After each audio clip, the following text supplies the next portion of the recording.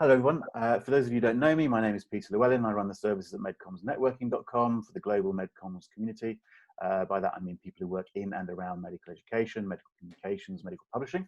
We're meeting online today during the COVID-19 pandemic, and most of us have been in lockdown for 4 months more maybe. Meetings and events activity has been disrupted massively with a rush to go virtual. There's lots of questions remaining about quite how this will all pan out, but today we thought we'd take stock of where we're at and share some insights and thoughts about what's happening and what the future might hold. So in this session, we're going to talk about the opportunity for patients and others to get more involved in industry meetings of all shapes and sizes. My argument is if they can simply join online from home, then surely the opportunity is significant. The opportunity is there for lots more people to join in with events. However, will it really happen in practice? So I'm delighted today to be joined by Stephen Walker and a panel of guests for what should be a very interesting discussion. And we're inviting our online audience to send in their comments, observations, and questions and on. So panelists, I'm going to let you introduce yourself, and Stephen, I'm going to ask you to lead the way. Thank you. Well, good morning, ladies and gentlemen. Thank you for that, Peter. The aim of this webinar is to explore patient involvement in medical meetings. The current pandemic has changed much. Many of us are now spending a large part of our day interacting virtually. Those of us involved in medical events have seen them cancelled or moved online. You'll be aware that greater patient involvement is a current theme across all aspects of healthcare. Could the new Zoom world facilitate this with meetings, conference, and events? We want to hear from all our panelists. We want to hear from our guests out there in the wider world with comments and questions. We have 3 well-qualified panelists with us today to discuss this issue. Tessa, if I could turn to you first. Tessa, you are a clinician, senior editor at the BMJ, where you have developed and lead the journal's patient and public partnership strategy. By your own admission, you are a regular attender at meetings and fly around the world. You're also a carer and a patient yourself. Your recent piece in the BMJ on will COVID-19 change conferences for the better will likely have been read by many attending today. Tessa, it must have been quite difficult during these last 4 months editing the BMJ for online. How have you coped? Well, Stephen, first of all, good morning, everybody. It's lovely to be here.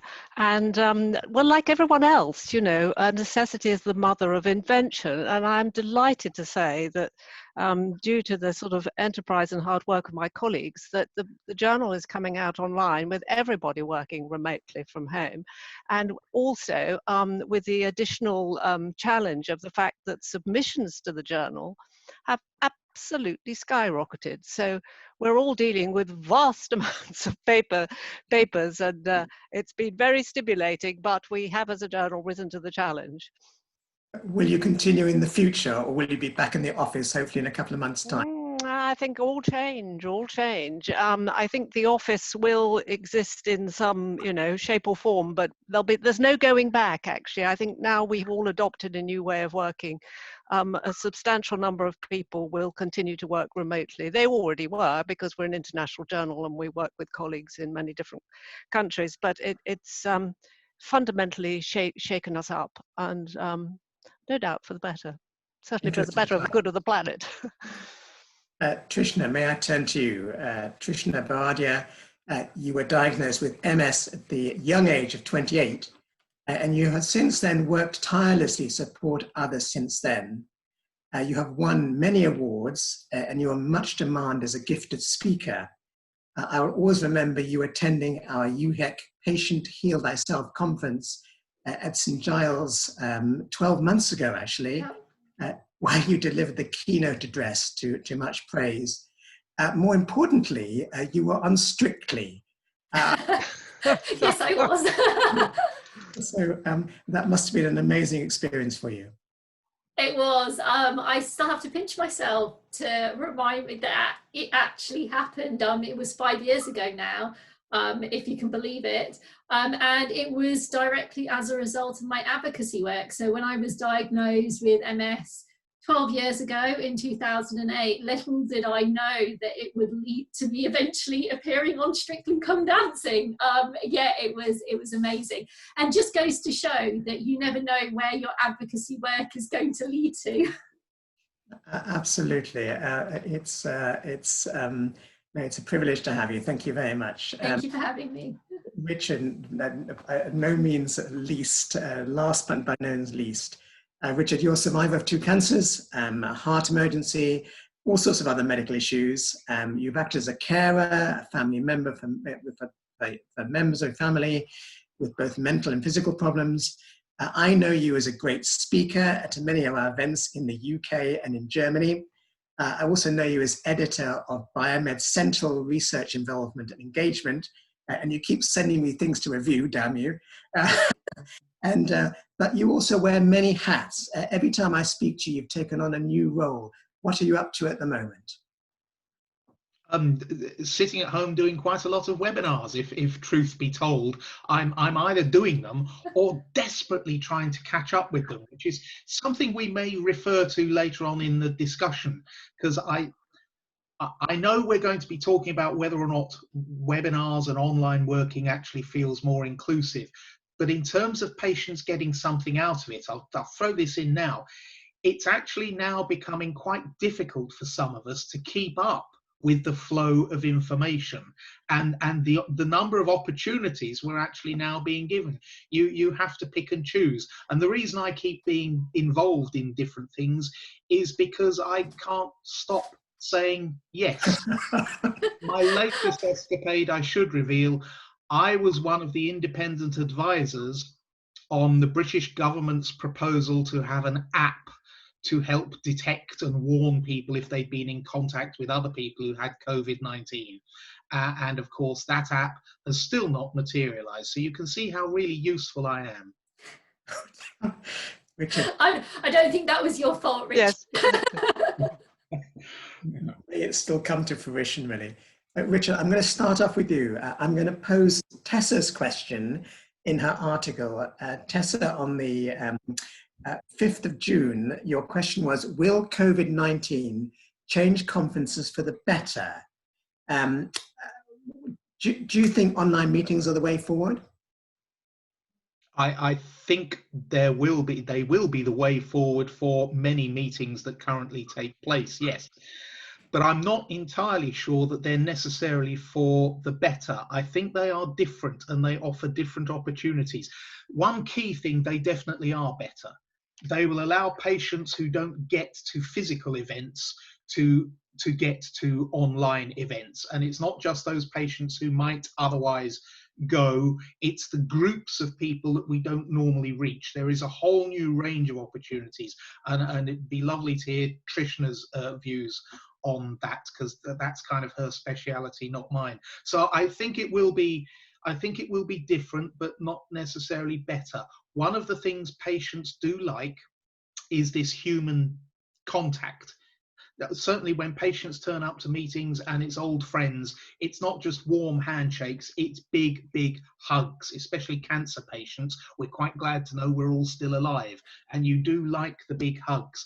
Also, if it's a big conference, it's the breakfasts, it's the lunches, it's the dinners, it's the water coolers, it's the coffee queues.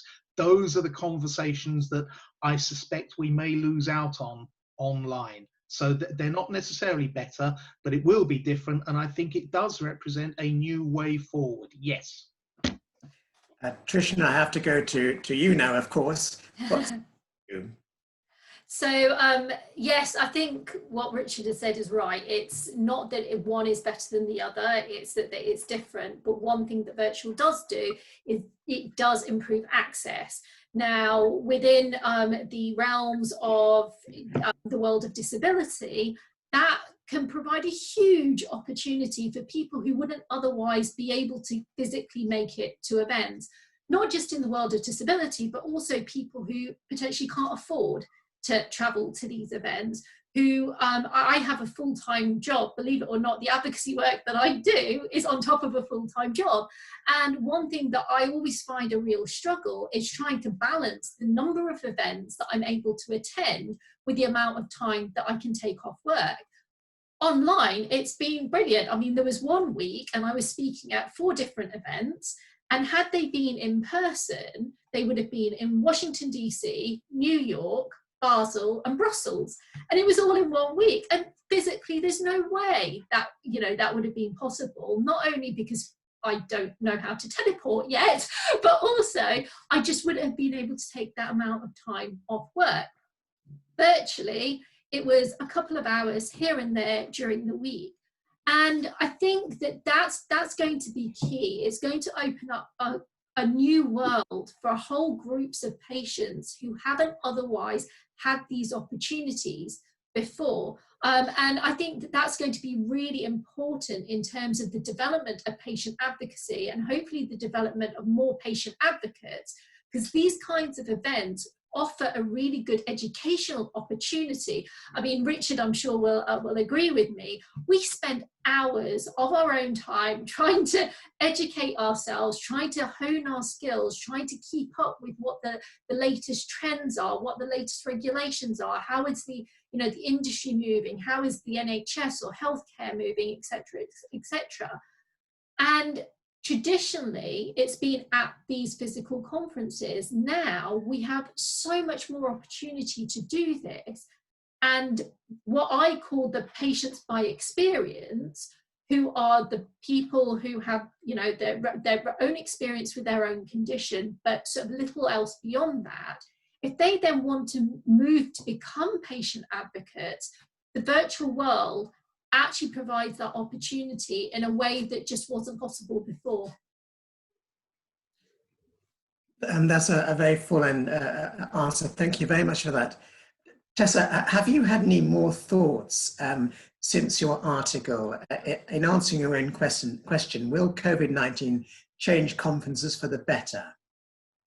I think it absolutely has the potential to do so, but I'd like to sort of broaden things out more. I agree absolutely with what Trishna has said and Richard, but not to see conferences as a single online event, but to think about the possibility that patient involvement has got to go way beyond participation in a webinar or sitting in a chair in a conference hall.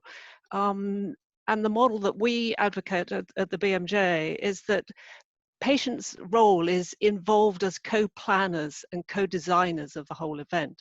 So if you want to run an event that's going to be meaningful for patients and that will garner the best involvement and most productive exchange, they have to sit on the organizing committee for that conference. This is the model what we do with the BMJ and the International Forum on Quality and Safety in Healthcare. So the patient reps sit on the program committees. They are also involved in giving opinions, judging the abstracts of submissions to present at that meeting. They're involved as co-presenters and co-chairs. So what I'm saying is that if you should get the best out of the new, old or new models, you have the role of patients within medical conferences has to change. And this is something which the Patients Included Charter in medical conferences sets out very clearly what your role is. You are not just a passive participant of expertise given by healthcare professionals.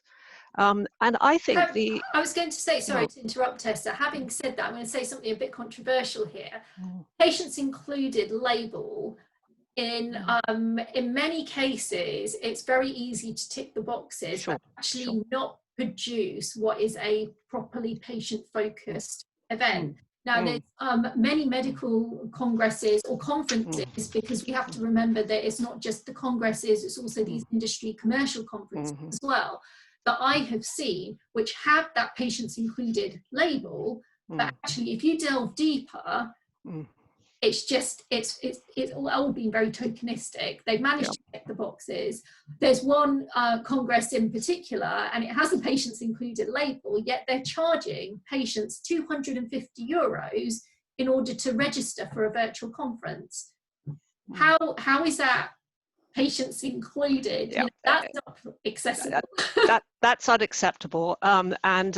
Yes, people will always wriggle around and tick boxes as readily and easily as they can. But I think the principle of having patient advocates on the organizing committee and organizing events and fully participating. I think it's the right direction of travel. And I think we shouldn't give it up just because it isn't perfect and some people scrabble around it. But I also think that you cannot look at events in isolation from what is happening in healthcare generally. I think the patient community is galvanized as never before by COVID. I mean, look at what is happening in healthcare. Services that you've accepted as normal for years have been totally disbanded and are inaccessible. The patients have been left out there, not knowing when they're going to be seen, who's going to, how they're going to be seen, if they're going to be seen. And I'm so impressed with how patient organizations have really sort of risen to the occasion to support and inform their own communities. And they're the ones who are now setting up medical meetings. They're setting up webinars saying, tell us what's happened to you during COVID. Give us your views on what post-COVID service configuration should look like. I can give you plenty of examples of this, but I would just like to say that this isn't, patients are, if anything has really COVID's done, it's really galvanized the patient community to play a very active role here in conferences and in their own healthcare. Fundamental changes going on. Can I ask, how do we encourage participation across many different groups, ages, genders, countries? One question from our audience raises the point that currently only those who are possibly a younger demographic, who are good at IT, are the ones who are actually going to participate. How do we get participation? Richard, any thoughts on that, perhaps? I have no concrete thoughts on that, except to point out that no matter how you want to do this, whether it's face-to-face, whether you have series of regional meetings or one big central meeting, whether you go online in the morning or in the evenings, you are always going to miss out somebody. You cannot include everybody. So I do think we should. There's a danger of throwing the baby out with the bathwater. I do have colleagues who dislike this way of working because it excludes people who don't have access to the internet or who aren't IT literate. And yet face-to-face meetings, just in terms of numbers, excludes far more. And I do think this is an opportunity to actually reach communities that we don't reach now. It still won't be everyone, but we can start filling some gaps. And that's the focus we should be making. Yeah, absolutely. Can I just one little comment about the patients included thing. I think it was fit for purpose when it was introduced. We've now moved beyond it. One rule I would introduce is that if you're going to claim patients included, it has to be completed. The form must be completed by a patient, and the rest of us need to know who it was. Tessa, so as BMJ, is leading the way in many ways on this. Patient partnership strategy. How can we get people who are possibly not so savvy with the internet? How can we get a broad cross section involved? I think this is it's a question we all mull over, isn't it? But I've been impressed by some of the contributions we've had recently from, we run a patient perspective series, and in terms of reaching out to the Black and ethnic minority population around maternity services, we had a very nice piece by Josephine Oklu the other day, and she was saying that through the networks that she's linked into in South East London, it was perfectly possible to reach people who are hard to reach if you go to the right patient advocates and leaders who work with those communities. So I think there is a big responsibility here for patient advocates who set themselves up as patient leaders to really look at the whole community that they're working with and ensure that they have a means of reaching the hard to reach and their local networks and getting their views and and bringing them to meetings, or encouraging and supporting them to speak at meetings, because she was saying that actually most of these people that she works with in southeast London, some of the most deprived and disadvantaged people who are getting really bad deal from maternity services, they are online, they have phones, you can hold Twitter chats with them. That's exactly what she did, and she garnered a whole load of information for them. So I just think it requires energy and effort, and I think it's the lead patient advocates who put themselves forward to work with conference organizers who have a responsibility to garner really wide perspectives from the community and enable and empower these people. And they're going to have to be enabled and empowered, because at the moment they can't access healthcare, you know, if they haven't got, you know, some online facilities. I mean, things are changing rapidly, and I think we all have a duty to support and work with them, and there are ways. And I would say that the lead way is via, we published a piece recently talking about patient leadership needs to be taken seriously. And this is not only by health professionals taking it seriously, but patient must take leadership seriously. And people who label themselves as patient leaders or lead patient advocates have really got to take on an active role and help, as I say, support and empower others within their community. And I see this happening. And I think patients need to be encouraged to join these local networks and communities, and, you know, take advantage of the empowerment and the voice that they provide. Trishna, you sort of travel the world, and you must have quite intimate contact with many patients with severe health problems. I mean, has it been your experience, you know, has the non-IT generation died out, or are some people still struggling to access the internet? And a supplementary question from one of our audience: do people feel reluctant to in front of an unknown audience to talk about health issues? I know the three of you have been very, very honest in all your health problems. You know, are people struggling or not wishing to get into the, you know, are people not accessing this because they can't, or because they're worried about being in front of an unknown audience and laying their soul bare?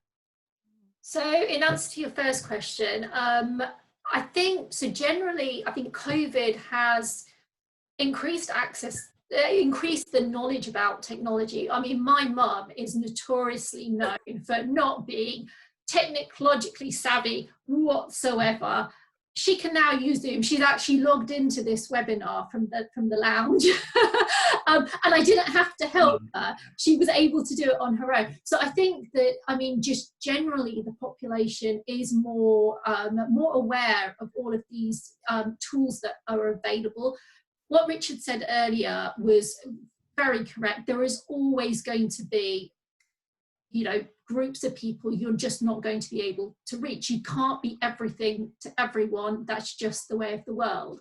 But I think that in the vast majority of cases that, you know, the technology is there, people are using it, and they are much more knowledgeable about it.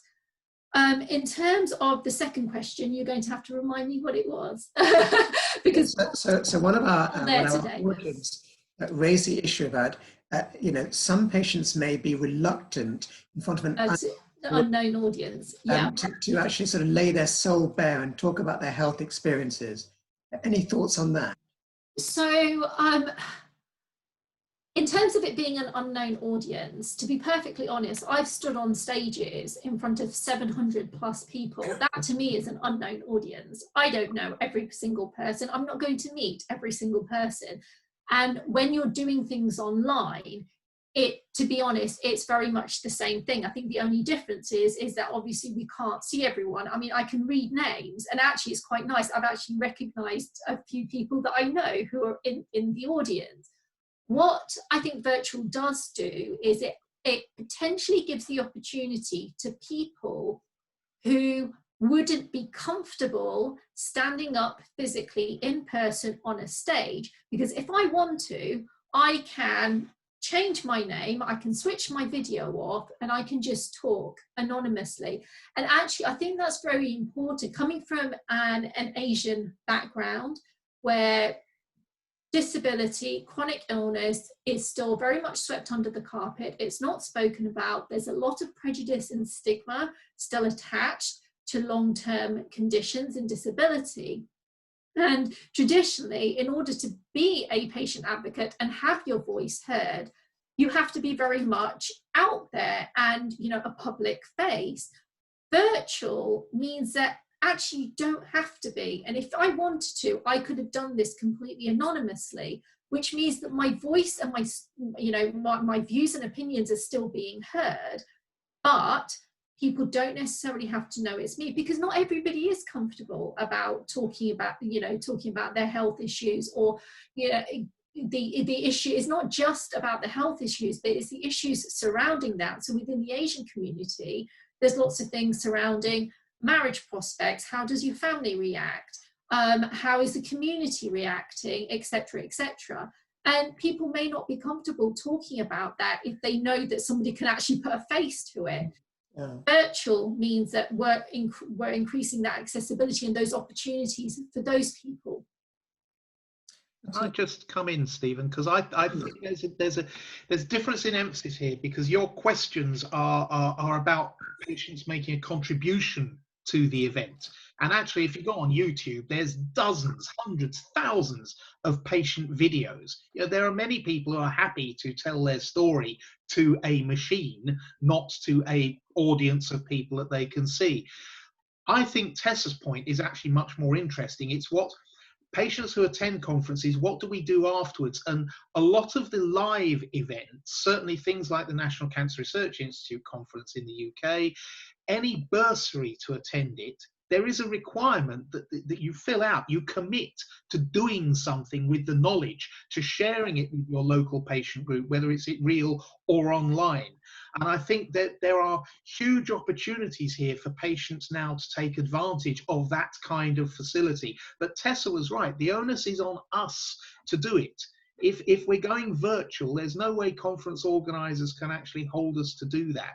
And this issue about that Trishna's raised between the difference between patients by experience, who often may be the ones telling their stories, and patient advocates, who are the ones who should be taking stuff back. So maybe there's a different form of contribution we might make. So actually, if you're having a conference where you've got medical experts spouting for 40 minutes about their latest drug discovery, why not actually have a lay summary done verbally? A patient speaking for 5 minutes to introduce it, or 5 minutes at the end to sum up what it actually means for ordinary people who haven't understood one word in every 3 of what the eminent American professor has just said.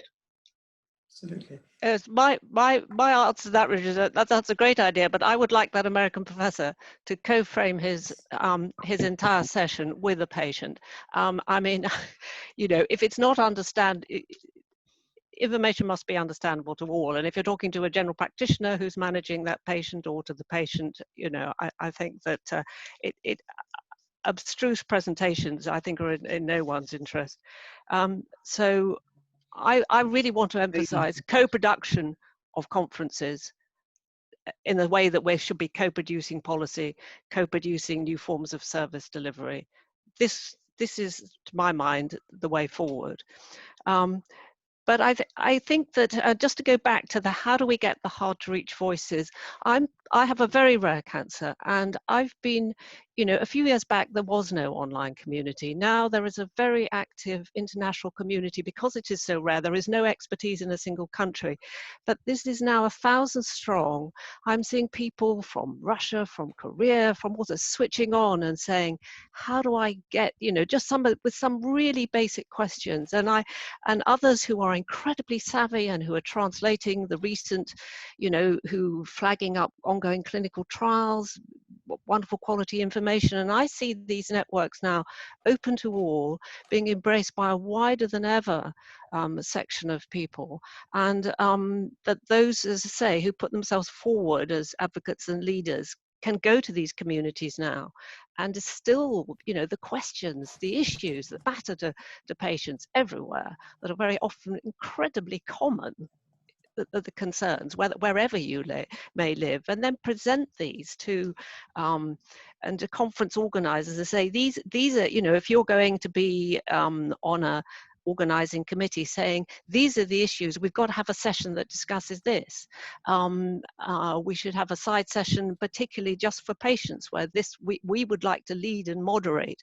I think you can see patient advocates playing a much bigger role in conferences, as indeed they are going to have to do in self-management of their own conditions, where we have, services are all going to be managed remotely. And I think this is very helpful, because I think this will increase the confidence and the literacy of patients. And one of the things that I think down the line will happen is that patients will have to have access to their own health information, and this will help promote literacy too. And I think the literacy needs to go both ways. I think we have, as patient community, have to make health professionals more literate in how they deal with us as patients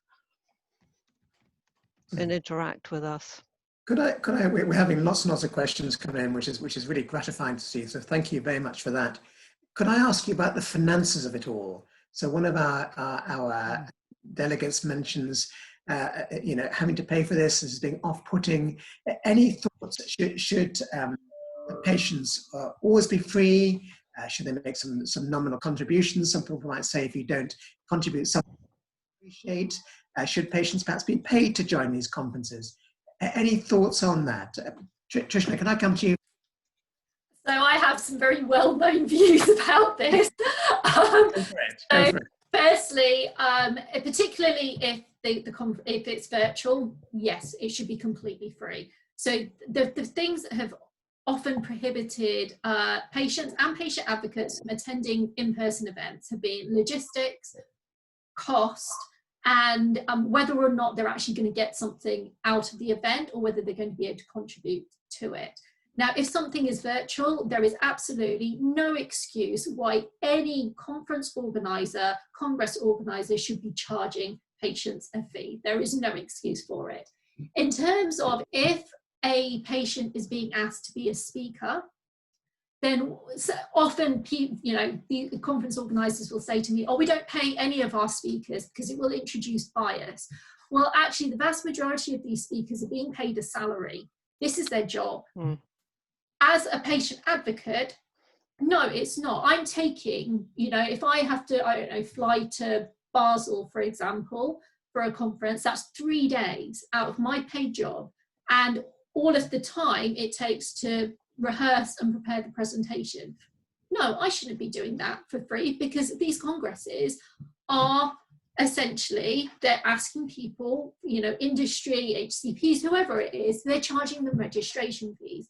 I'm not being paid a salary. I don't have anybody covering those expenses for me. So yes, patients should be offered an honorarium. Now, some patients won't necessarily accept it. That doesn't mean that you just don't offer it. Some patients may not accept it because it could affect their state financial support. Well, if a patient has decided not to accept it, then I think a donation should be made to a patient group or a charity of that person's choice.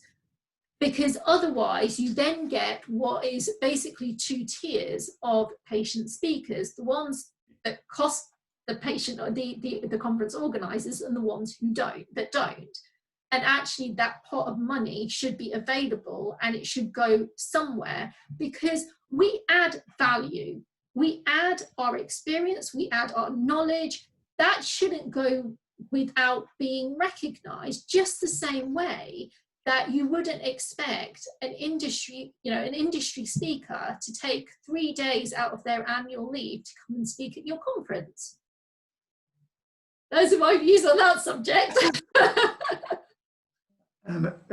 Richard, any comments on that? Simple rule: no patient should ever be out of pocket for helping medical or health research or medical health research service delivery, etc. No patient should be out of pocket. Full stop. That's it. Tessa, I'm guessing you agree with that. Yes, I absolutely agree with that. And I think that people who just enroll to listen in, participate that way, put questions, obviously they should have, she should not be charged. And I think those who take on a role in organising committees, reading and judging abstract submissions, speaking, co-presenting, co-chairing, they should be paid for that role, and that's certainly what we do at the BMJ. But what I'm saying is, with that responsibility, with that carries a degree of responsibility to act, you know, as a responsible patient advocate, and you're, you know, to your community, you know, you're taking on, as it were, a role at perhaps doing more than just simply relating your own experience, that you have, you work with the community that you represent to put forward sort of views and issues. So, you know, as you would expect a GP to, or a researcher, you know, to sort of, you know, to come forward, as it were, with their in their professional guise. I think this is where I think this idea about patient leadership and people, and I think there should be more training courses to support and empower patients to take on these roles, whether they're in conferences or linked to conferences, or whether they're linked to their local hospitals or whatever. But and I'm sure we will see that, because there aren't that many training courses for patients who want to take on leadership roles. There's the European Patients Ambassador course, isn't there, which is quite short and undergoing some changes, I think, and they're ones which are related to training about drug delivery, but that, you know, that's a fairly, you know, it's a very good course, but it's limited in its scope. So I would like to see more training programs for patient advocates, patient leaders, to take on these broader roles that they're going to take on in the future. Already are in some cases, but mostly you've learned on the hoof, haven't you? Through you've honed your skills through experience. Through experience, no, exactly. There will be others who, I mean, that's a great way to do it too. But you know, I think that people can be supported, empowered, who perhaps never thought they could, by just going on a, you know, 3-day course or something. I wish that I'd had that kind of training, because you know, it was it's been hard. And I mean, don't get me wrong, it's been really rewarding, but actually I would have liked to have had some more formal training, because I think it would have built my confidence up much more. Because you have to remember as well that, you know, if you're getting up and speaking in a room which is filled with people who are scientifically and medically trained, which I'm obviously not, I want to be taken seriously.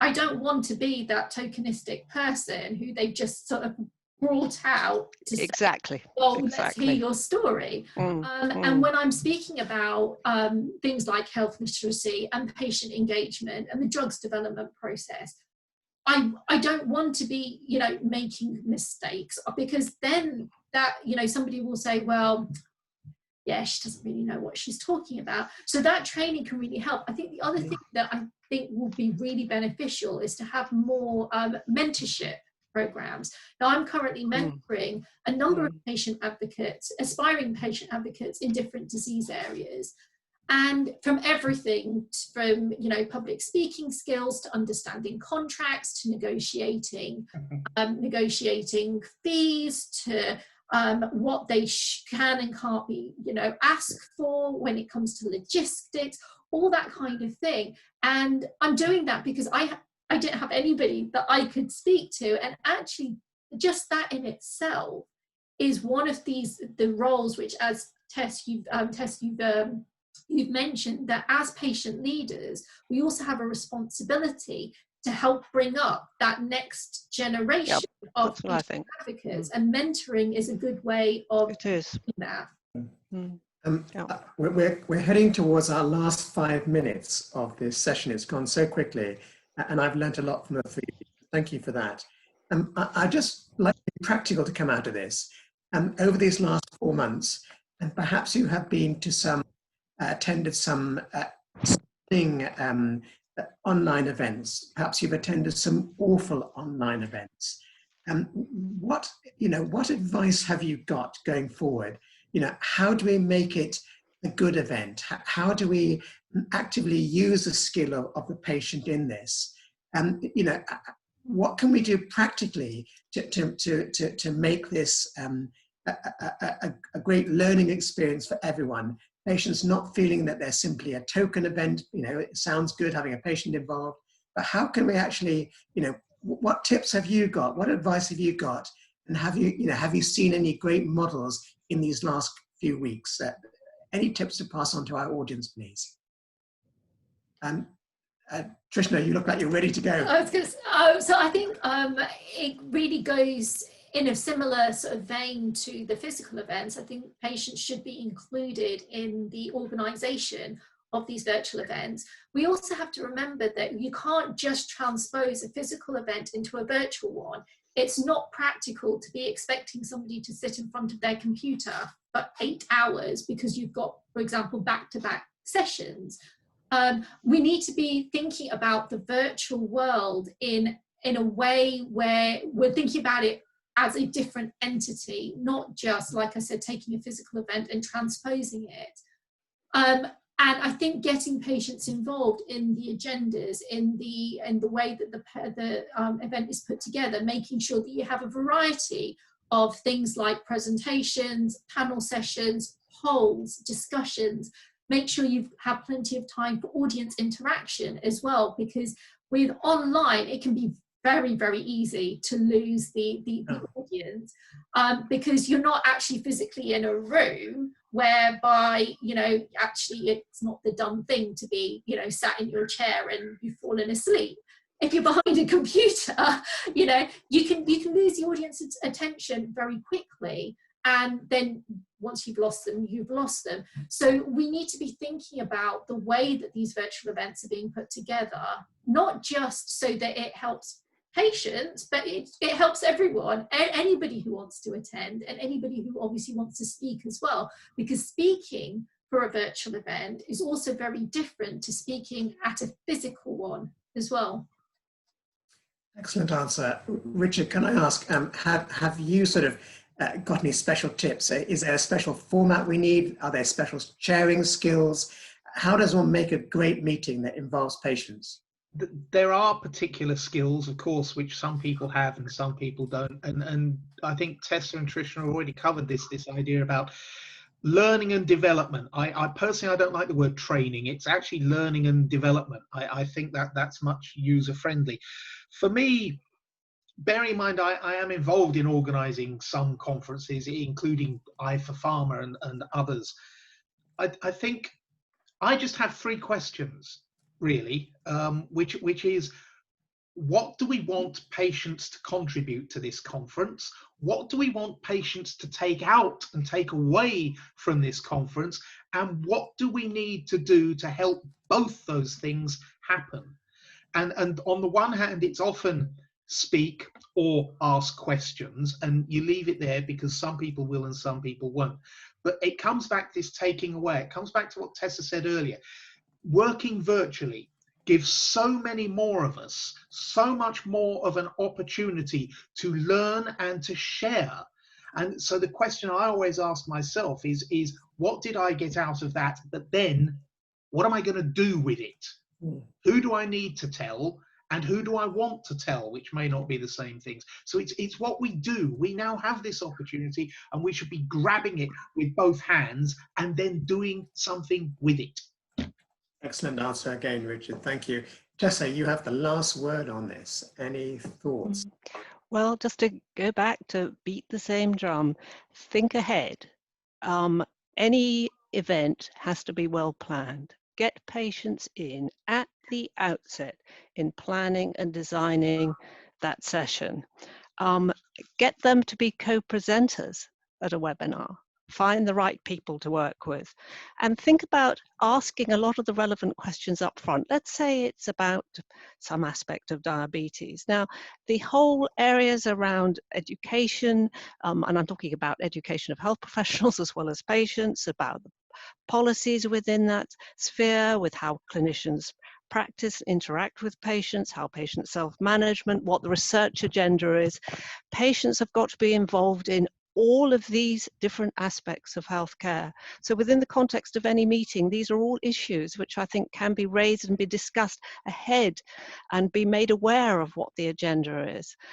So that I would say all the emphasis has got to come into planning things in ahead, joint agenda setting, joint presentation, and joint moderation, and then an agreed plan about dissemination of the nuggets of that webinar and all the preceding information and papers or whatever it happens to be. So right the way through from planning, execution to dissemination, involve patients. Excellent, Tessa, thank you so much. So for me, it's thank you to Trishna, to Tessa, to Richard, and it's now back to Peter. Excellent, and thank you so much, guys. I thought that was absolutely fascinating, and Stephen for leading it. It's a luxury for me to sit back and actually listen properly to what everyone's saying, and it was absolutely great stuff. There was a lot in there to think about, and I hope the audience have enjoyed it. To wrap this up, apart from just, again, like Stephen said, thank you to Richard, Tessa and Trishna, but also to Stephen for joining in with this. Huge thanks, and I guess you'll all be happy if people can reach out to you via LinkedIn and make contact and so on. So thank you so very much. For those of you watching this video, just by way of wrapping up, it's one of a series we recorded at the MedComms Forum in July 2020. You'll find all those videos and much more at NetworkPharma TV or in the MedComms YouTube channel, so do check those out. Those of you online, don't rush away because the next session's coming. But thank you very much, and if everyone could just give us a wave, I'll turn off the recording. So thank you and bye-bye. Cheers.